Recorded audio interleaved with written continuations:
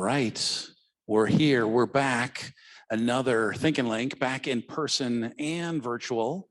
So you've got a virtual environment, which is a bunch of people hanging out in the REM 5 studio, probably, jumping over fire and doing all kinds of dance moves in that virtual world. We'll keep the dance moves here to a minimum, but we don't know, could happen. We got Barry here, so you never know. Think and Link is an event we put on once a month. We have 2 speakers, guests, conversationalists that we invite to have a conversation. Currently, we have Dr. Barry right here in the jacket, and Luke on the big screen with you'll hear a very beautiful Australian accent that you could use for your voicemail if you want, perhaps, as a little output of this. So this event is sponsored by REM 5, which is a virtual environment and a consulting company that introduces people to those virtual worlds. That is who puts on that wonderful space that you're hanging out in if you're in that space. We also have Lake One, which is a HubSpot implementation partner of ours and good friends, and they do great work. We also have RSP Architects, which is the house we're living in right now, a great, an amazing architectural firm. I always note the fact that they designed the first Target store. So they've got all that wonderful history, and of course, they designed this space, so kudos to them for that. And then, of course, Capsule. We are a special projects agency here in Minneapolis, working on projects in the area of design, marketing, and brand. So that's us. If you need a bathroom, it's right there. We'll have questions at the end. And then I have, of course, my co-host, Kitty Hart, who's going to ask the questions. Hello, everyone. I'm Kitty Hart from Heroic Productions. So if you don't know anything about Heroic, come see me afterward. My colleague Miles is here as well. We are a corporate event production company, so always happy to co-host. Thank you, Aeron. So we'll start with some introductions. Hello, Luke. We haven't even said hello to you yet. Hi, guys. Pleasure to be here. All right, we'll start with some introductions. I'm just going to give a little bit of background on each of you, and then I'll ask you to fill in some details. So Luke Williams, who we have here on the big screen, you are a speaker and an author, professor of innovation at NYU Stern School of Business, founder of Idea Skills, inventor of over 30 US patents. You have designed more than 100 products in industries ranging from transportation to finance and healthcare to consumer electronics. That's a lot of highlights. So Luke, fill us in on some of the details. Tell us a little bit about the path that has led you to the work that you're doing today. Well, the quick upshot, Aeron said, I'm not from around here. I'm from Australia. I studied product design. That was my background, industrial design. And you can't really have a great career, or at least at that point, in industrial design in Australia, because all the big decisions were being made overseas. And I wanted to be at the table where those decisions were being made. So anyway, I did a big worldwide tour. I've always had 10 companies I'd cut my left arm off to work for. And I happened to get a job for one of those companies, and that was Frog Design, that got famous doing a lot of early work for Apple. Steve Jobs saw the work they'd done for Sony, so he wanted them to work for Apple.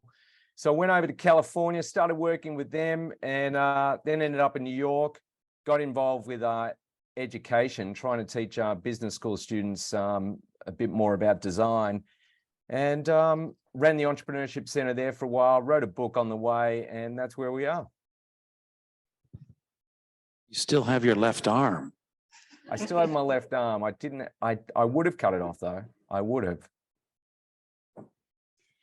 Okay, so we're going to introduce Dr. Barry, and you're quickly going to realize why we've put these two together for this conversation today. So Dr. Barry, speaker, illustrator, department head, and professor at U of M College of Design. Expert in product design, creativity, and humor, which you don't hear very often. So Barry, just as Luke did, fill in some details for us. Sure, yeah. I'm actually formally trained as a mechanical engineer. All my degrees are in mechanical engineering.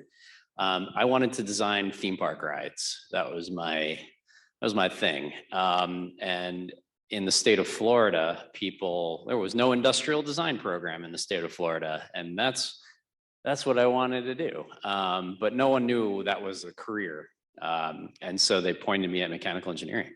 And I quickly realized that wasn't what I wanted to do. I wanted to be more on the creative side. I wanted to make those, I guess, like Luke said, big decisions about creative projects. And so I kind of expanded my scope, and I looked into industrial design programs. I ended up at MIT, and I started getting into toy design. And I worked with Hasbro doing Nerf and Super Soaker stuff for a while. I did do some theme park design at the Spy Museum in DC. And then I found my passion in teaching. And then I became a professor, moved here to Minnesota, and started the product design program. I see a few of my students here, former students. So I'm always curious to know if there was something specific that sparked your curiosity or your passion for this direction that each of you took. Was there something that happened during childhood or during your education that you said, this is the direction that I'm going to go, or this is a passion that I have? Did you bump your head, in other words? Luke, why don't you go ahead? You know, I had no idea Aeron actually had a sense of humor, because you wouldn't know it from his LinkedIn profile, would you? You say, that's funny. He's got this LinkedIn photo that you say, wow, I better not mess with Aeron. I am not going to mess with this guy. And then he's on the stage cracking jokes. I tell you what, that's some creativity for you. I was talking to someone about this the other day, about natural talents. I'm in Seattle at the moment because I'm traveling. And as a kid, we lived here in Seattle for a year, and I went to school like as a 6-year-old or something. And I was telling someone the other day, in America, they have these talent shows, which we don't have in Australia. And I was petrified of this talent show because I thought, I've only got one talent and I can't show it on stage. So I just didn't know what to do. But it got me thinking about my talent. My one talent that stood out, nothing else really did, was I could always draw better than other kids. I could draw better than all the kids in my class in Australia. And then I got to America and I could draw better than all the kids in their class.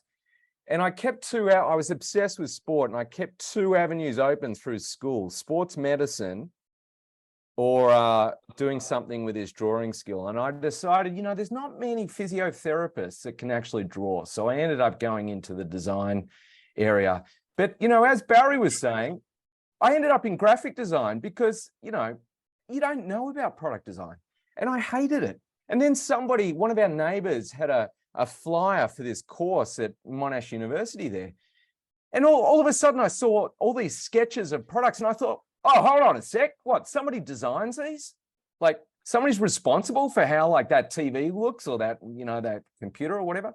And I thought, well, this is fantastic. That's what I want to do. So that's how I got into it. I'm not going to answer your question right now. I'm going to build off what you said about industrial design drawing. The first time I saw industrial design drawing, I was in college. I was almost done with my undergrad. And I was like, oh my gosh, that's what I want to learn how to do. Like I was good at drawing stuff, right? I would draw people and things. But then the first time I saw someone sketch something that looked like a real photograph of something, I was blown away that you can actually do that. And then you can take something in your mind that isn't real yet and create an image of it that other people can see the thing in your mind and they could think it's real. And I thought that was mind-blowing. That's not why I went into the field, but I remember for the first time seeing drawings and thinking that same thing. I grew up in Florida and would go to Disney World all the time. Like we were a few hours away, right? So we would just go.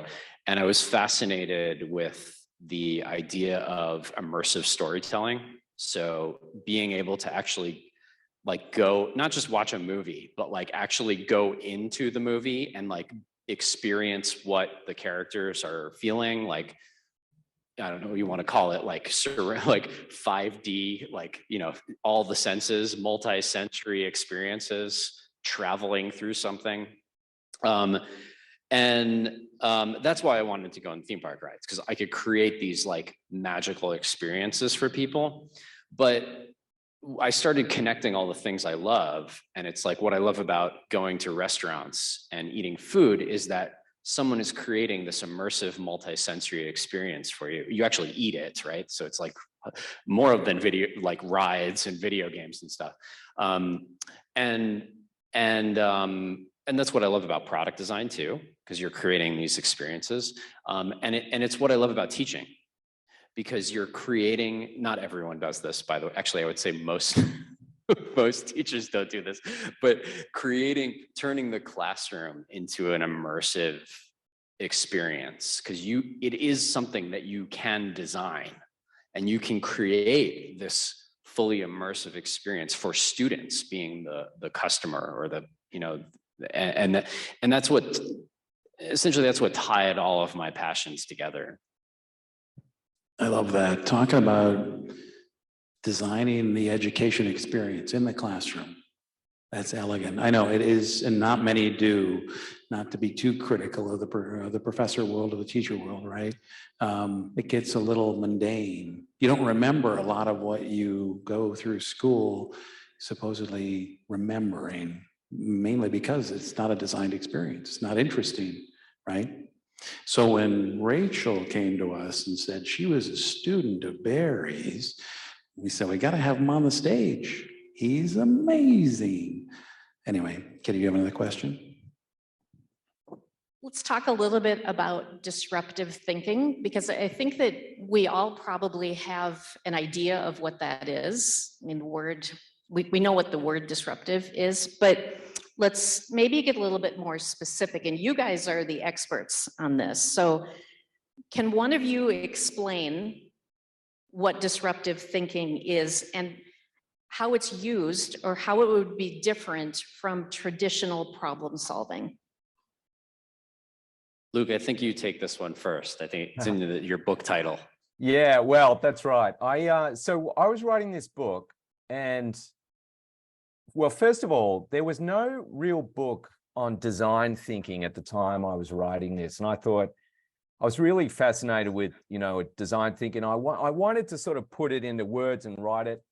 And at the time I was still at Frog, and Tim Brown got, who was heading up IDEO, our major competitor, got a book contract at the same time. And we're thinking, oh, we're both going to write about design thinking. You know, and the publishers are freaking out and everything. And, you know, I thought, yeah, I'm not going to go up against Tim on this. And when I really looked at what I wanted to write about and what I'd actually started to put together, I said, actually, it's not even design thinking. What I was trying to do, because I was fascinated with disruptive innovation, but I was trying to take a design thinking process and apply it to trying to spark disruptive innovation. Like, how do you actually get to disruptive innovation? And a lot of design thinking techniques traditionally are not good for disruptive innovation. They're good for what we call sustaining innovation, but they're pretty ineffective for disruptive innovation. So then I went to the publisher, I said, it's about disruptive innovation. And they said, well, Clayton Christensen, the professor at Harvard, owns that term. You can't write about that. And I said, yeah, but he tells you what, you know, how to spot and react to disruptive innovation. He doesn't necessarily tell you how to be the disruptive change, actually how to make disruptive innovation happen. And they said, all right, that's good enough for us. So then I thought, well, disruptive innovation by definition is when products are out there on the marketplace having an impact and changing up the competitive dynamics. But long before you get anywhere near that point, you've got to change the way you're thinking about the segment, category, or industry in order to get anywhere near that. So it starts with the way you're thinking about, you know, your product, service, and business model. So that's why, you know, I coined it disruptive thinking instead of disruptive innovation, because I felt like that was the stage before disruptive innovation. And I don't claim that, you know, I'm the one who coined disruptive thinking. I hadn't heard about it like in that way before, but I'm sure it was around before, and I'm sure people had used it before. But anyway, that's what I sort of codified, process for disruptive thinking to try and get to disruptive innovation.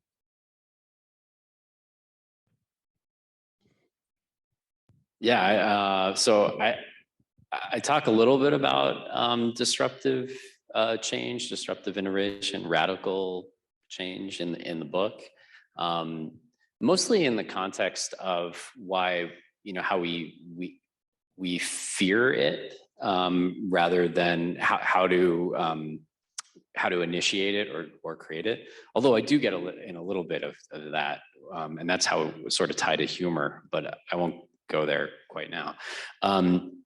But we love incremental change. Like that's like candy for people.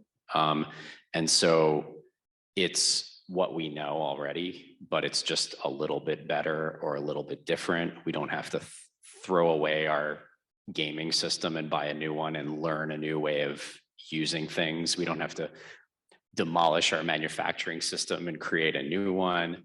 We don't have to read a new handbook. We don't have to train people. Incremental stuff is like, it's lovely. There's research studies on this. The theory of Maya, most advanced yet acceptable, where we like moderate amount of change. We like things to be just sort of new, sort of related to what we already do, but slightly different. And when you start disrupting things and going to radical stuff, people freak out, because it means learning something new, doing things a different way that you haven't done before, buying a new product, right? Your product is no longer compatible with other things, right? And so it's scary, but it's also how we progress as a society. And yeah, I don't want to talk too long on this, but it's important and scary. Okay, so let's share some specific examples of disruptive innovations and what have they done to some specific industries. We always think of Uber in this conversation, and maybe we can talk about that, but maybe there are others as well that you would share as really good, interesting case studies. Yeah, and the fact that I'm fascinated by the fact that these disruptive innovations in society, we reject them, right? Airbnb is being blocked, Uber is being blocked. These examples of not only individuals not liking that, but societies as a whole, populations. Vancouver wouldn't allow Uber to show up at all. The entire city of Vancouver is like, forget it. I thought Vancouver was kind of innovative. I've always liked Vancouver. Why are they not innovative? What's wrong with Vancouver? Yeah, I mean, maybe it's not, maybe it's the people in charge, and not necessarily the individual Vancouverians, but with things like, we're banning Airbnb in this city, who is banning it, right? And who is afraid of the change, and who is losing money on this system, right? And so I mean, similar with Uber, right? Where what industries are Yeah, there's an old story that I like to share related to Uber. So Kitty and I would travel a lot together for business. And there were occasions when we made the transition to Uber, right? We just were like, okay, we're all in, we're doing this. Kitty kept bringing it up. She's like, well, we should try cabs again. Really, we should be nice to cabs. We should, ride in a cab. And I'm like, fine, I'll ride in a cab. We get in a cab to go to, I want to say Northwestern or one of the universities in Chicago. It was a good trek. We get there and get to the end of the ride and he looks back and says, yeah, my credit card machine's not working. You're gonna have to go get cash. I'm at the end of my trip and I've got to go find cash. Are you kidding me? That deserves to be disrupted, right? Anyway, Luke, any perspective on the counteraction on disruptive innovation? Oh, yeah, for sure. I like to use a cooking metaphor for this. I think we can get into this subject a bit more, but so ideas are different from other economic goods. So a new economics applies. And, as a professor I work with at NYU, who just won the Nobel Prize in 2018 for a theory called New Growth Theory. And Paul Romer, and he describes ideas as the recipes that we use to rearrange ingredients to create new value and wealth. And I like that metaphor because I teach a lot of students that, they come from a finance background or something, and they don't think innovation's for them. And I like to use the metaphor of cooking because everyone understands it. I mean, even if you don't cook, you've seen one of these cooking shows, you know, where there's a range of personalities, educational backgrounds, mix of genders. None of us doubt they can cook. Some are going to be better than others. But we know that cooking, well, you know, you take the ingredients and you arrange them into a meal.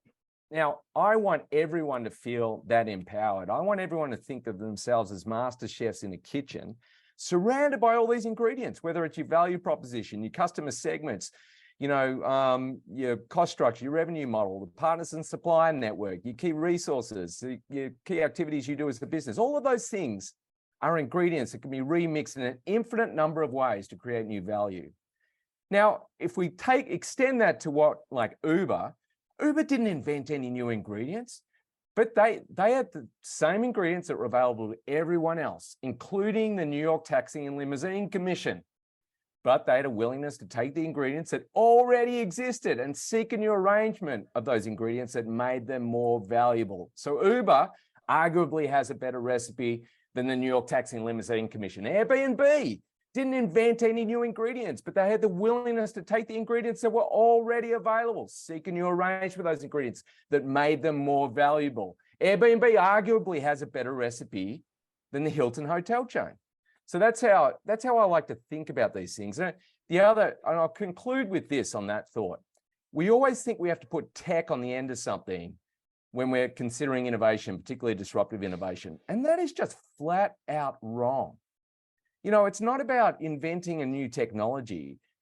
Often it's just about rearranging the technologies that already exist, the latent potential in these technologies or resources, even non-technological resources. Just seeking a new arrangement of those can actually, you know, result in a profound shift in value.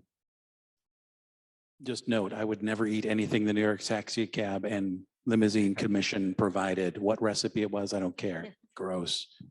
So I like that metaphor to cooking. And I think, you know, what happened was a new ingredient came into the mix that wasn't there before, and that was smartphones. And, you know, prior to smartphones, the cab was what people had cash and stuff, right? And so that was the norm. But now we all have a smartphone. We can pay with it. We can track things. We can call it on that. And that disrupted that system. And the taxi system could have adopted that, but they didn't.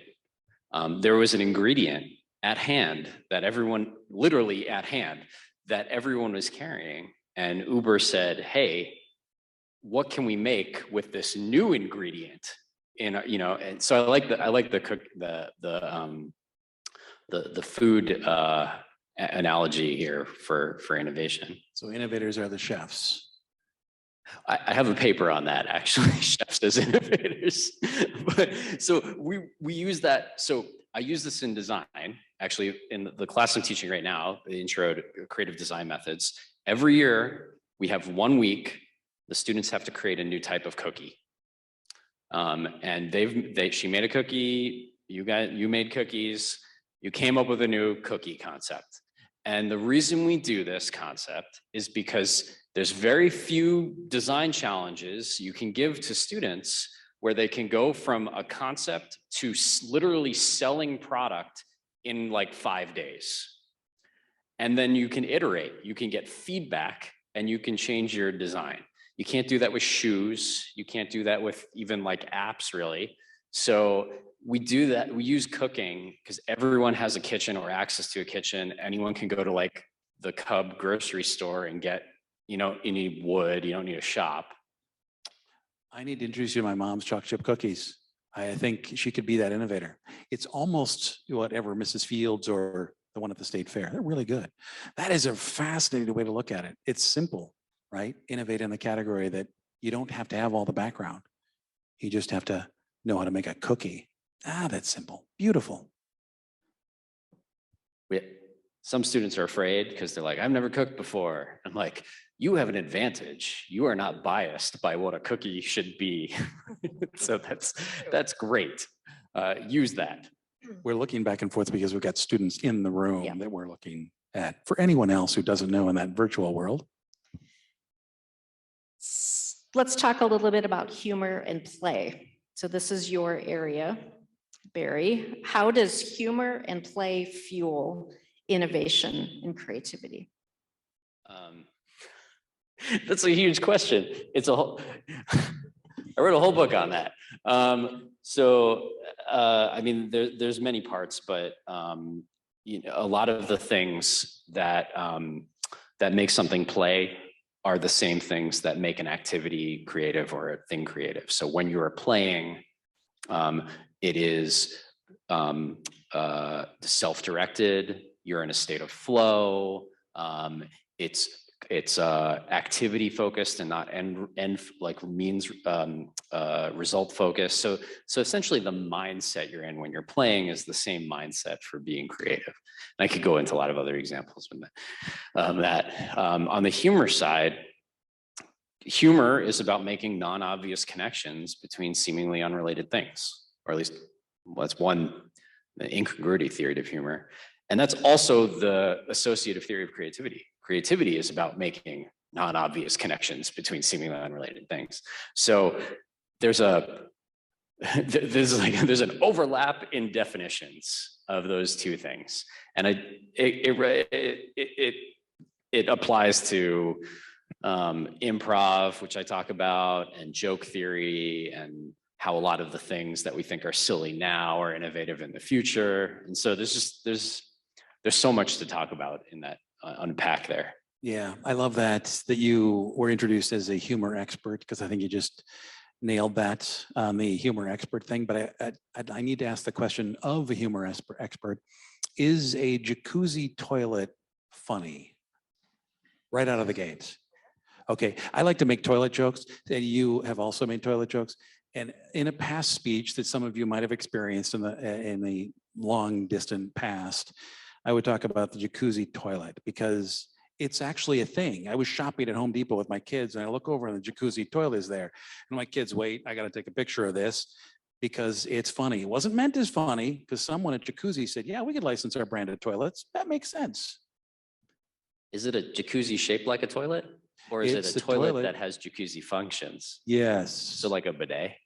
It would be. That's what I thought too, but it wasn't a bidet. It was just a toilet with a jacuzzi name on it. Oh, Not a jacuzzi was bidet. making toilets. Right. Funny though, isn't it? Yeah. So, I mean, there's a non-obvious connection between bidet toilets and jacuzzis, right? And they said, aha, there's jets of water spraying in a ceramic bowl that is, you know, you sit in. Both of them have a link here, and let's capitalize on that link. Yeah, they would be the most likely to bring bidets to the US, right? I mean, they do it really well. They could accomplish it because you'd be comfortable with the spraying water. It's a jacuzzi. Of course it's got spraying I water. think it's giving the wrong, it's like, you don't want to be thinking about other people's poop in a jacuzzi. So I think there's Slightly wrong about that. Yeah. None of this is on the script. Oops. Now let's get back to Luke. Luke, you're never coming back, are you? I just reckon Barry's definitely got to change his profile picture. I mean, come on, Barry. Sorry, not Barry, Aeron. I'm looking at Aeron, and Barry's name is right under him on this screen. And I'm going, no. Anyway, humor. I often talk about humor. It absolutely has a connection to creativity. You know, there's an old book called Art of Creation by Arthur Koestler, who, I don't know, came out in 67, 66, something like that. He talks about by association, the role of humor. You know, I was in London for the Global Alumni Conference at NYU, and you know, the black cabs there, they have to study every route on the London grid, 20,000 routes or something. So they don't have to use GPS. So all they want to do is talk to you.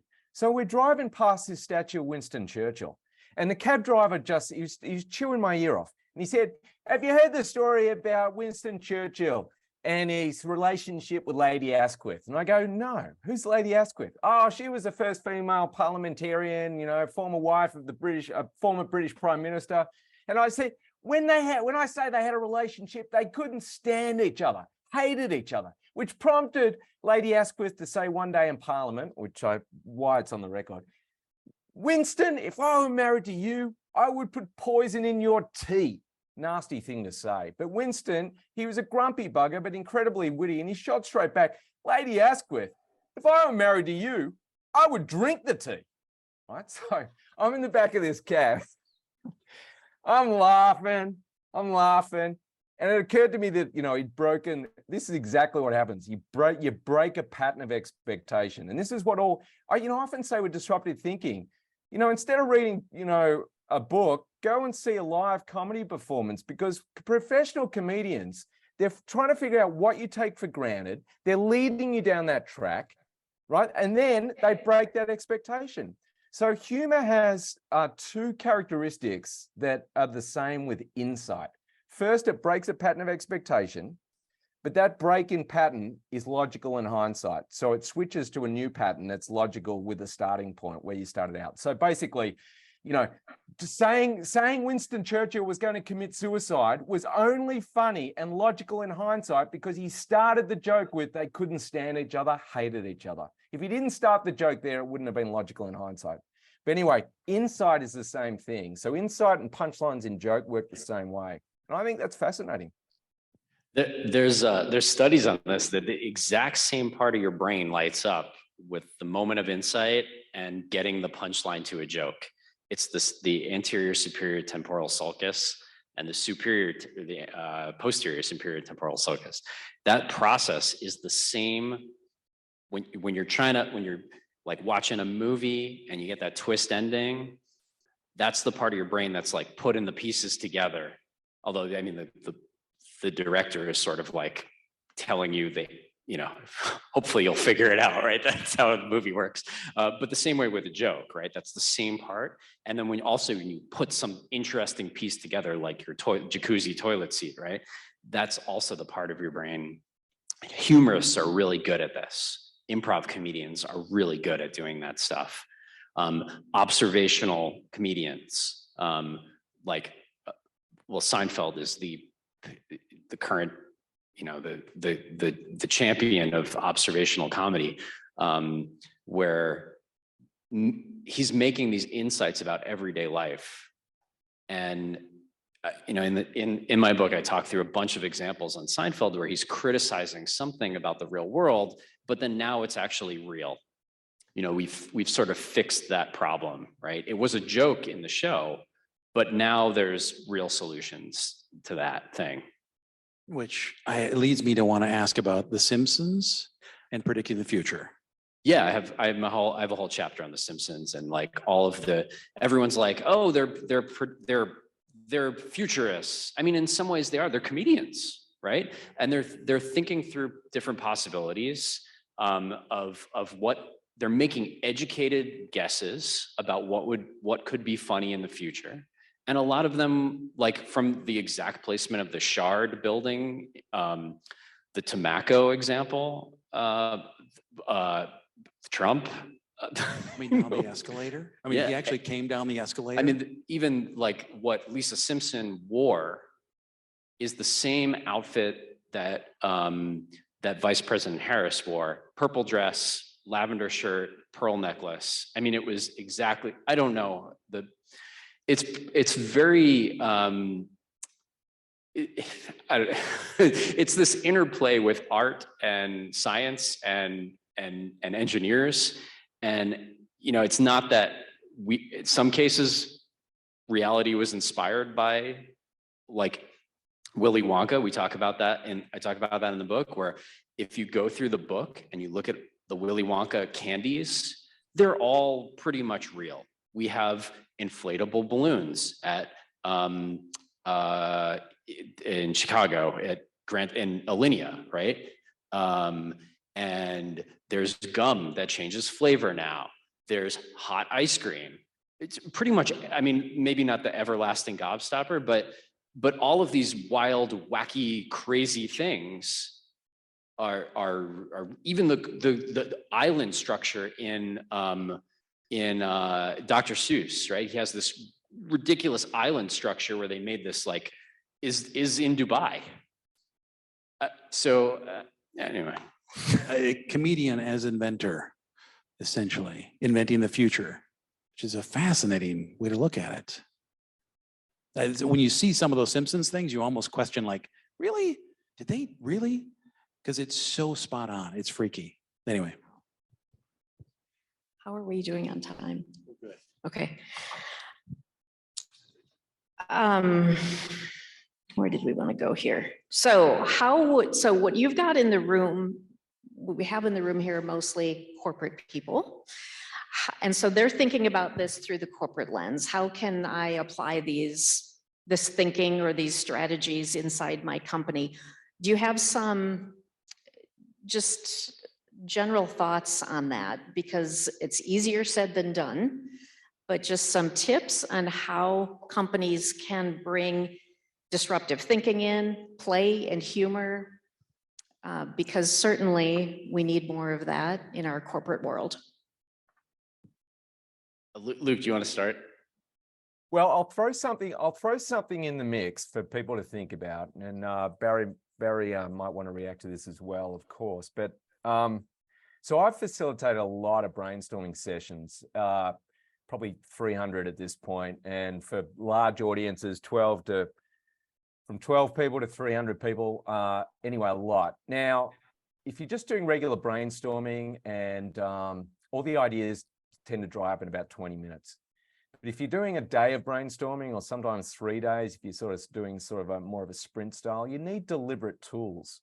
And I think this is where some of the play methodology that's been written about a lot in creativity falls down a little bit, because just asking people to remove their inhibitions and bounce around on rubber balls and take off their ties.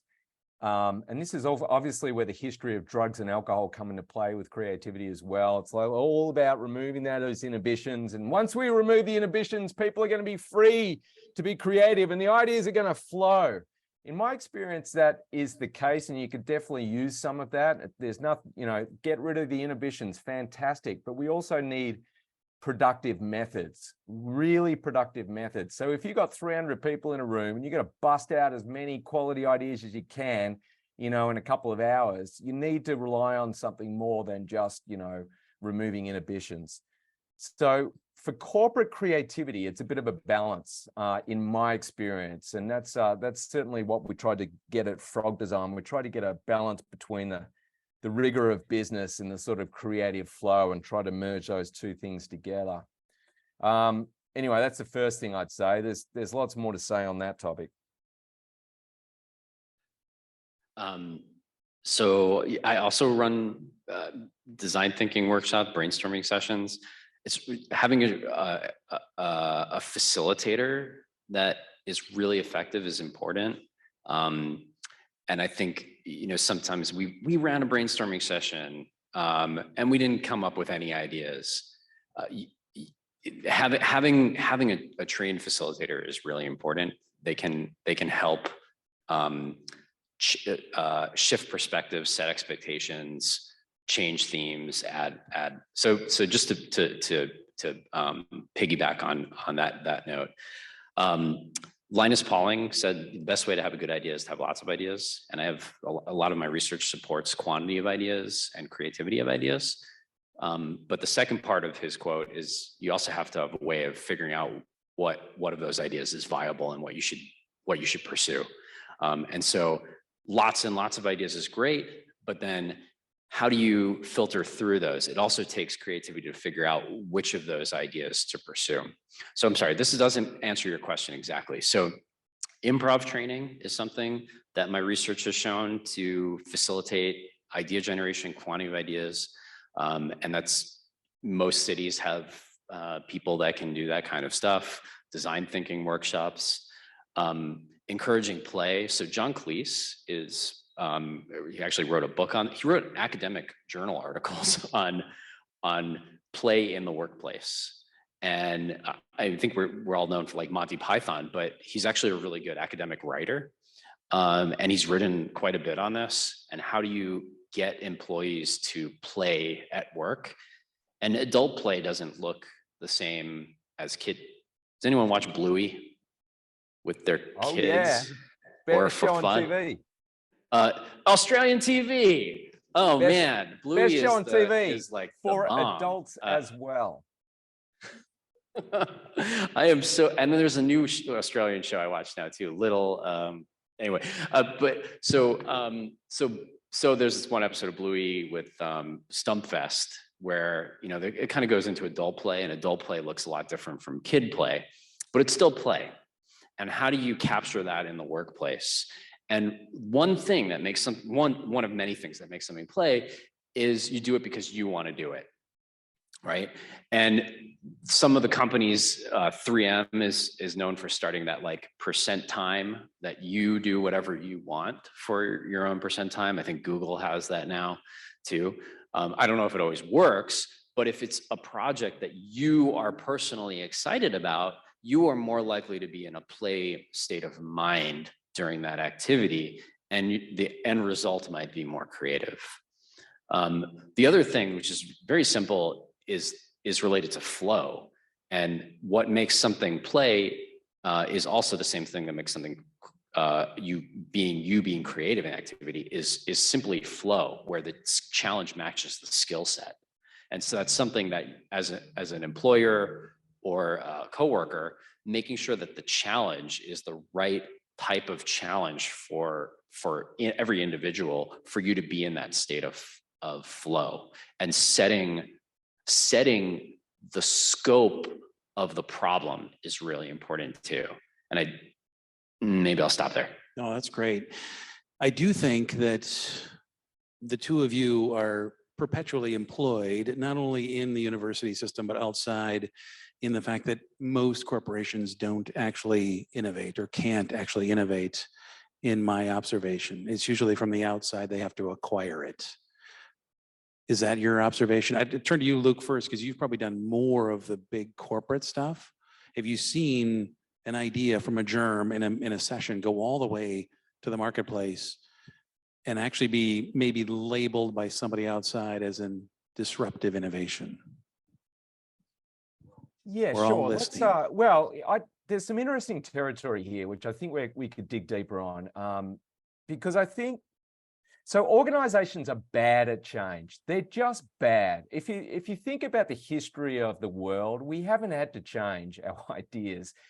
That, you know, basically ideas used to live longer than people. Ideas would only change slightly through generations.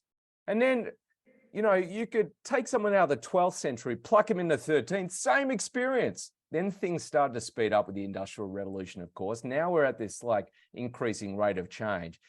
And we're perhaps, I don't know, the second generation that's really where people live longer than ideas, meaning we're all having to change the core ideas behind every action and decision we take in our businesses at least every decade. And in some faster moving industries, it's every 5 to 7 years. Then you throw a global pandemic in or a financial crisis, and people are having to change the way they think and operate within months and weeks.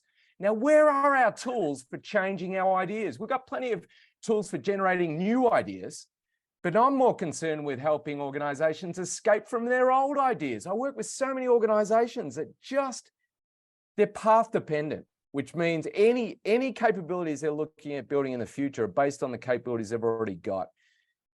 Any knowledge they're looking to acquire is based on the knowledge they've already got. And as we know, there's absolutely no guarantee that what made an organization successful in the past is going to be the same set of things that's going to make them competitive in the future. So it's more of a challenge of escaping old ideas that are blocking the progress of new and potentially better recipes, if you like. That's where I think the problem lies. I'll pause there, but the other part of that, Aeron, and I was going to get into, there's a lot of bad dichotomies, dualisms, and just mythologies around like the separation of idea and execution or idea and implementation. And I think this is another part of why companies and organizations are so bad at change. That's great. We had an Australian on this show previously, Professor Mark Ritson, who broke our ability to be broadcast on YouTube for under the age of 18 because there was a lot of swearing. Apparently that's what happened. So we already broke that. So I just want to say that's fucking brilliant what he just said. I was going to say, Just so Aaron, we're did I clear. swear? I can't remember swearing, but that's good. Okay. No, you didn't swear, but the other Australian, yeah, that was great. Yeah, he broke it completely. You want to add to that? Yeah, no, not much. I mean, but the bigger the ship, the harder to change course. And even at a university setting, which I'm, very familiar with now as department head, there's a lot there's a lot of people that have to get on board with even little changes, in the system. They have to learn a new way of doing it. A lot of people have to approve and everyone has to voice their concerns about that little thing. And so that's why like these startups, they're a lot easier to do something new, because it's like you and the other people in the room making the call, and Buy them later, right? That's great. We are at the time when we can ask questions of our audience if you'd like. Okay, I have to ask about the what? Oh yeah, we got to cover that. That's right. Okay, it was super fun to do research on YouTube before our meeting today, but I came across a video of a very young Dr. Barry with Martha Stewart. And I want you to tell the story, but it was awesome. And I wish we could share it here. Well, if you search for Dr. Barry and Martha Stewart, I'm sure it'll come up. You need to, but you should tell the story. Yeah, well, don't search doctor. I wasn't a doctor then, but I was a grad student. We made I'm going to talk about poop for the third time. A ketchup pooping robot that roller skates to your plate and poops ketchup. I don't have a patent on that, and we never sold any of them. But it somehow It got you onto Martha Stewart's it did, show. yeah. So it became like a little viral internet meme and appeared in different contexts of this pooping ketchup robot thing. And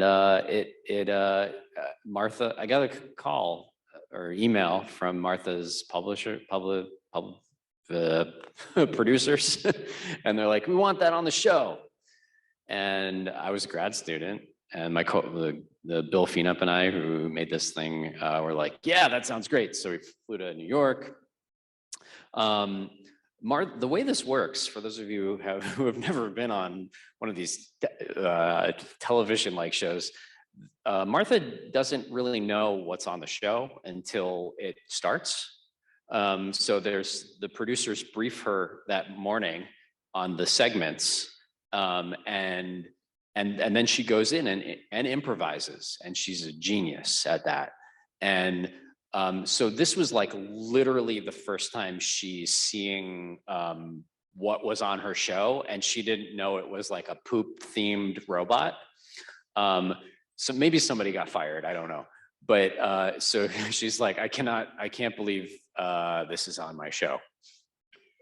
She actually said that out loud. Yeah, she said that. She said those words. Which makes me think there was a producer there I wonder how she'll do this. Let's throw a pooping ketchup machine. She didn't like the name either. Yeah, she didn't like it. It was the ketchup crapper. I thought that would appear in the name, right? Somebody would say, "What's this?" Who has a question?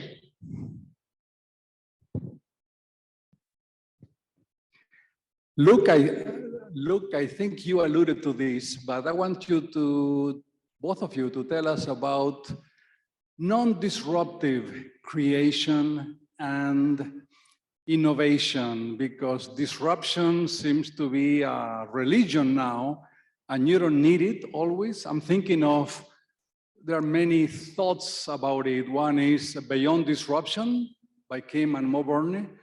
And you don't have to disrupt things to be creative and to build. It's not a zero-sum win-lose game in business. Yeah, I'll give you my point of view on that. I think, if we're talking about incremental innovation or sustaining innovation versus disruptive innovation or disruptive thinking, I think every school in America can teach incremental innovation, sustaining innovation. In entrepreneurship, it's called replicative entrepreneurship. So if you want to open a shoe store, every school in America can teach you how to open a shoe store. It's been done before. There's well-established models and best practices. Go for it. The other end of the spectrum, and in terms of entrepreneurship, they call it innovative entrepreneurship, or, you know, the sort of disruptive innovation stuff we were talking about before. That's coming up with a new to the world product, service, or business model that hasn't been tried before. Now, there's hardly a school or program in America that knows how to teach this. So I know everyone thinks disruption is a buzzword, and I'm skeptical of the book Beyond Disruption. I've read it. I'm skeptical of it because I think they were just like taking something in the zeitgeist and trying to react against it to get more publicity. And I think they tweaked it a little bit with an unfair argument. But we're all sick of, you know, the buzzword of disruption. But I said to the organization I was working with yesterday, we're still talking about it because everyone's so bad at it. We love to laugh at these companies like Kodak and Polaroid and Blockbuster and BlackBerry because we never think it's going to happen to us. We never think it's going to happen to us. We laugh at them with our superior hindsight and go, those guys at Kodak were so stupid. Like, how did they not see the future of digital photography coming? But of course they saw it coming. They had more digital IP than anybody else. But every time the designers tried to do something with that IP, the leadership would say, can you promise me, can you guarantee that this new idea is going to replace the 65% gross margin we're getting on film? And the designer's going, oh, no, we can't guarantee that. Well, go away and come up with an idea that does. Otherwise, we're not going to change. And this, of course, is the problem. So we're just bad at disruption. I love your interpretation of leadership. That's good. Another question from our audience. Oh, Barry, do you want to answer that? No, I'm good. So how do you think that artificial intelligence is going to have an impact on creativity and innovation? Ooh. Barry? Oh, God. I mean, it already is having an impact. I'm seeing things on my TikTok and Instagram feed that I'm like, oh, that's cool. Oh, AI made that. Uh-oh. What are we doing? We don't have in our College of Design, we don't really have an AI expert. We don't have a class on how to use these technologies yet. We should, but it's not. We have a clause in our syllabus.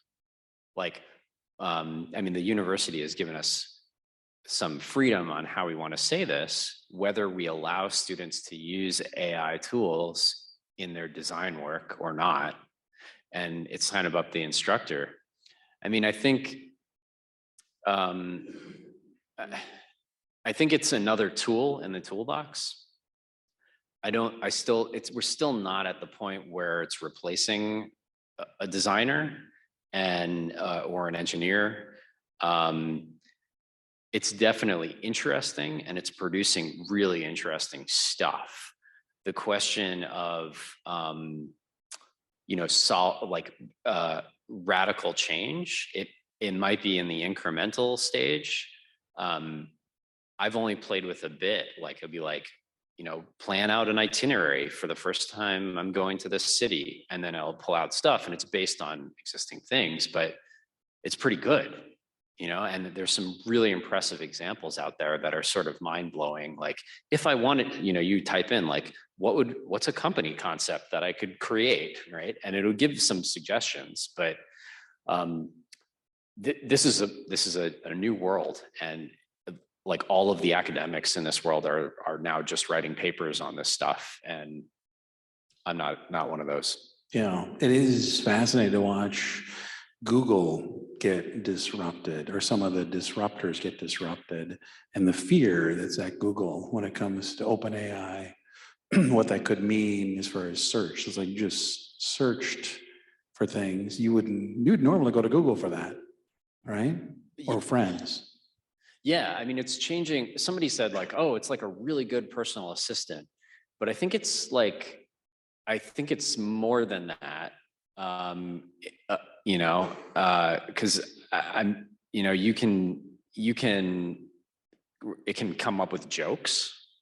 It can come up with plots for movies. I don't know if anyone follows these like AI developed movie plots, and then it creates a animation of like what the movie, like a trailer, right? With like AI voices of the actors. And you're like, oh my gosh, I'd watch that.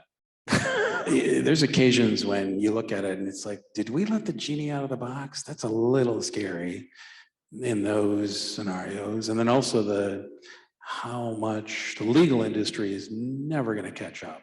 They're never going to be ahead of it ever again, of all the things that are happening in AI. Luke, do you have a perspective on AI?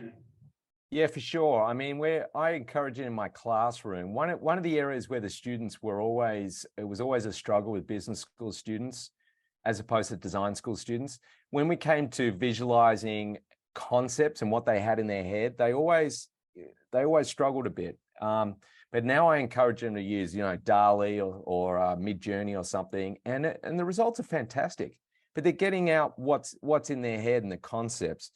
The other thing I'd say about it is, I think AI is going to be very good for introducing random information into our mix, because if you're only paying attention to what you think is relevant, you're using a dominant frame of reference, and any new ideas are just going to be rejected if they don't fit within that dominant frame of reference. So the AI is actually going to help you change your frame of reference. You know, the inventor Buckminster Fuller used to say that whenever he was traveling, he used to pick up a random magazine that he'd never read before. And that was his way of getting random input into his information mix. And I think AI is going to be very effective for that. And the third thing I'd say is we forget that the mind thinks with ideas, not with data. So a lot of AI is not going to do your thinking for you. You know, you need ideas to see information in data. That's why, you know, Aeron and I could be looking at the same data set and see completely different things and opportunities in it, because of our ideas, and our ideas and the frame of reference we're using all, you know, lead us to different interpretations. And we always forget that with AI. I don't, you know, my fooling around with AI, you still have to do a lot of conceptual work. So it's not going to replace that conceptual work. And if anything, I think those conceptual skills are only going to become more important. That's great. It's kind of that the idea that the future is already invented, just not widely distributed yet. Anything that's already out there, it's in the AI. So how we consume the knowledge and come up with new ideas, that is on us. That AI will never be able to do, right? Yeah, I mean, you still need to ask it for something, and then you still need to look at the things and say, do I want to use this or not? Is this something, as Seinfeld would say? Is this anything, right? So it still takes judgment on somebody's before and after, at least currently, right now. Yeah. Other questions from our audience?